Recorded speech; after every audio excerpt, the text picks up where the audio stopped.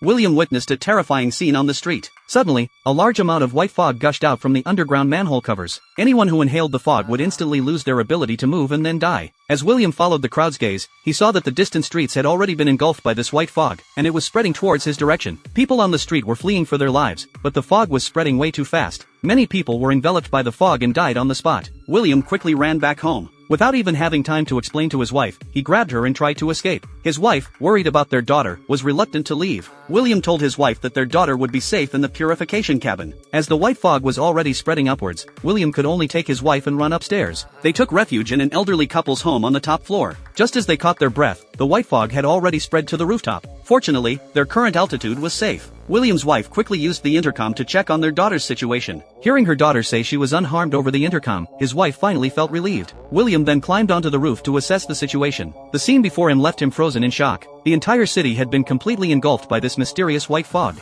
All they could do now was wait for the government to carry out a rescue operation. Although they were currently safe, their daughter in the purification cabin downstairs was in grave danger. Their daughter had been suffering from a strange illness since she was young and had to live in a sterile environment. She could only sustain her life with the help of the purification cabin. However, due to the white fog, the entire city had lost water and power supply. Now, the purification cabin could only operate on batteries. Once the batteries were depleted, their daughter's life would be at risk. To save his daughter, William came up with a risky idea. He wiped some of the white fog on his body and discovered that as long as it wasn't inhaled, it wouldn't pose a danger. William decided to hold his breath and go down to replace his daughter's batteries. However, since replacing the batteries would take time, one person alone couldn't hold their breath long enough. Suddenly, William remembered that a neighbor downstairs always kept oxygen tanks at home. For his daughter's safety, he decided to reach the neighbor's house through the water pipes. Just as he fully entered the white fog, William took a deep breath and plunged into the mist. He quickly arrived outside the neighbor's window. After breaking the window and entering, William discovered that the neighbor had already passed away from inhaling the white fog. However, he had no idea where the oxygen tanks were. William was really panicking now.